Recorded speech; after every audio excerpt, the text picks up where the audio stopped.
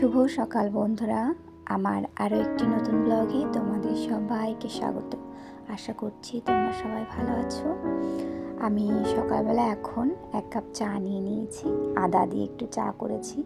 ভিতরে একটু ঠান্ডা লেগেছে জানো তো, তাই একটু চা নিয়েছি আর মেয়ের জন্য উষ্ণ গরম জল। বন্ধুরা, আজকের ভিডিওটা তোমাদের ভালো লাগলে প্লিজ একটা লাইক দিয়ে পুরো ভিডিওটা দেখো, কমেন্টে জানিও, আর প্লিজ আমার চ্যানেলটি সাবস্ক্রাইব করে আমার পাশে থেকো। চা খাওয়ার পরে একটু টিফিনও করে নিয়েছি। আচ্ছা, তারপর আজ তো রোববার, আর রোববার মানেই আমরা সকলেই ঘরে ঘরে ভীষণভাবে ব্যস্ত হয়ে যাই। একটু স্পেশাল রান্নাবান্নাও হয়, ধোয়া কাচা, মানে একটু বেশি যেন কাজ পড়ে যায়। যাই হোক, মাংসটা ভালো করে আমি ধুয়ে নিয়েছি। শুধু লেবুর রস মাখিয়ে আমি ঘন্টাখানিক তো রাখতেই হবে, তারপরে রান্নাবান্নার ব্যবস্থা করব। আর আজ রবিবার, তাই মেয়ের ড্রয়িং ক্লাসও আছে, ওকে আমি দিয়ে আসতে যাব, আবার আমাকে নিয়েও আসতে হবে। যাই হোক,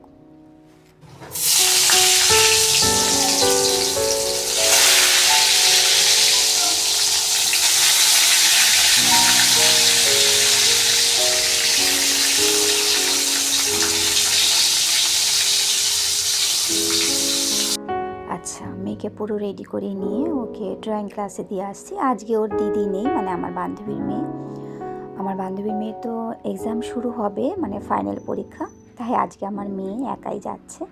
তো ওর মনটা একটু খারাপ, দিদি নেই ওর সাথে। যাই হোক, আচ্ছা, মেয়েকে আমি দিয়ে আসার পরে সকালে ঘরটা মুছে নিয়েছিলাম অনেক আগেই। আমি স্নান করে সমস্ত কাজ যা থাকে করে নিয়ে আমার এখন শুধু রান্নাটুকুই বাকি আছে। আর দেশি মুরগির মাংস এনেছে, তা আজকে রান্নাটা তাড়াতাড়ি হওয়ার জন্য আমি সমস্ত কিছু না একবারেই দিয়ে দেবো, মানে মশলা থেকে শুরু করে সমস্ত কিছু একবারে দিয়ে আমি কষিয়ে নেব।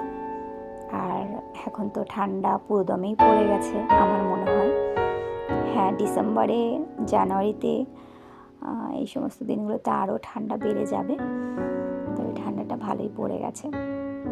আর এরকম দেশি মুরগির লাল লাল ঝোল বেশ ভালো লাগে গরম গরম ভাত, তাই না? আর যাই হোক, আমি রান্নাটা করে নেবো, তবে মনে হয় রান্নাটা আমি কমপ্লিট করতে পারবো না, যেন মাঝপথে মেয়েকে রান্না বন্ধ রেখে আনতে যেতে হবে। আর আজকে তো আর এমনিতেই তো শীতের বেলা, মানে আমি যেন সারাক্ষণ ছুটতেই থাকি, এরকম ধীরে সুস্থে কোনো কাজই করতে পারি না, এত দৌড়তে হয়, মানে বেলার সঙ্গে সত্যিই আমি পেরে উঠি না। আর রবিবারের দিন সবার ঘরে ঘরে স্পেশাল কিছু রান্না তো অবশ্যই হবে, তাই না? আচ্ছা, বেগুন ভাজা মাংস, আর এখানে আমি করছি রুই মাছের মাথা আছে, ওই মাথা দিয়ে গাঠি আলু দিয়ে আমি একটু ঝোল করব। আর এই রান্নাটাও আমার ব্লগে তোমরা বেশ কয়েকবারই দেখেছো। এই রান্নাটা সত্যিই ভালো লাগে, তবে আজকে একটু ধনেপাতা দিয়ে করব। আর মশলা বলতে সেরকম কিছুই নয়, তোমরা জানো অনেকেই, ওই আদা জিরে বাটা আর একটু কাঁচা পাকা লঙ্কা ছিল, ওইগুলোই দিয়েছি। আর আমাদের বাড়িতে জানো তো, আমি আসার পরের থেকেই না এই বাড়িতে কাঁচা লঙ্কা মানে কিছুদিনের মধ্যেই শেষ হয়ে যায়। ধরো 250-300 করে লঙ্কা তো মিষ্টির বাবা আনেই, মানে আমি আসার পরেই মনে করো এই বাড়িতে কাঁচা লঙ্কা খাওয়া শুরু হয়েছে। আমি অবশ্য বিয়ে হয়ে আসার পর থেকে দেখেছি প্রচুর শুকনো লঙ্কা এবং লঙ্কার গুঁড়ো খায় এই বাড়িতে, জানো তো, কিন্তু একটু করে আমি ওটা টোটালি বন্ধ করে দিয়েছি। হ্যাঁ, শুকনো লঙ্কাটা আমি বেটে দিই, কিন্তু শুকনো লঙ্কার গুঁড়ো যেটা, সেটা ধরো আজকে বেশ কয়েক বছর হয়েছে আমি পুরোপুরি বন্ধ করে দিয়েছি। হ্যাঁ, মাঝখানে কিন্তু মেয়েকে আমি নিয়েও চলে এসেছি, সেটা তোমাদের আগে বলা হয়ে ওঠেনি। আর নিয়ে আসার পরেই পুরো রান্নাটা কমপ্লিট করলাম।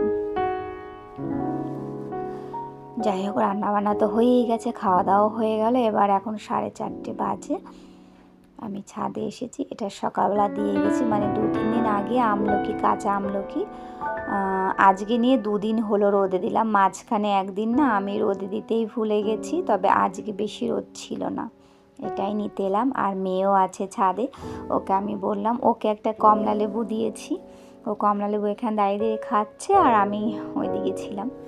যাই হোক, কমলা লেবু খেতে ভীষণই পছন্দ করে, 4:30 বেজেই গেছে। তা বললাম এখন খেয়ে নাও, তারপরে ঘরে গিয়ে একটু বিশ্রাম তো করতেই হবে। আর ওই যে বলেছিলাম মেয়ের বেলায় স্কুল হয়ে যাওয়াতে ও দুপুরে এখন মানে ছুটির দিনগুলোতেও ঘুমোতে চায় না, যাই হোক একটু মানে শুয়ে থাকেই আর কি। আর দেখো 4:30 বাজে, এখন চাঁদ দেখা যাচ্ছে আকাশেতে, আর চারিদিকটা। আর জানো আমাদের এখানে একটা বাড়িতে, মানে বাড়িতে বলতে আমার বান্ধবীর বাড়িতেই, যে কুকুরটাকে আমি খেতে দিই সকাল হলে, বিস্কুট দিই, তোমরা দেখেছো হয়তো, সেই কুকুরটা না অনেকগুলো কুকুরের বাচ্চা দিয়েছে, বাচ্চা হয়েছে ওর।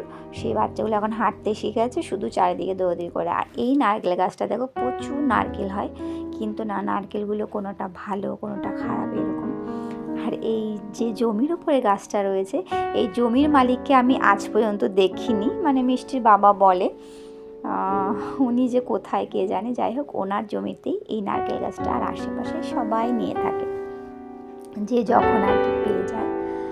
আর একটা মজার জিনিস, মানে আমরা ঘরেই যাচ্ছিলাম, হঠাৎ করে আমার মেয়ে দেখতে পাচ্ছে আকাশে দুটো প্লেন, একটা ওপর দিয়ে যাচ্ছে, তোমরা দেখতে পারবে পরিষ্কার, ওপর দিয়ে যাচ্ছে, আর একটা নিচ দিয়ে উঠছে।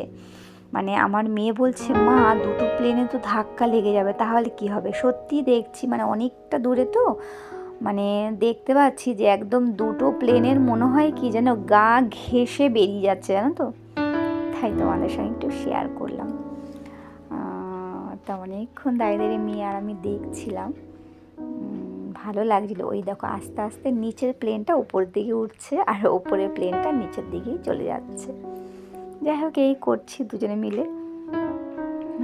আমি আবার মেয়েকে বলছি বাবা অনেকটা সময় হয়ে যাচ্ছে, 5টাও বেজে যাবে, কখন আর শোবে। যাই হোক এই করে টুরে দুজনে মিলে এখন নিচে যাব। আর ভিডিওটা বেশি বড় করব না বন্ধুরা, ভিডিওটা এখানেই রাখি।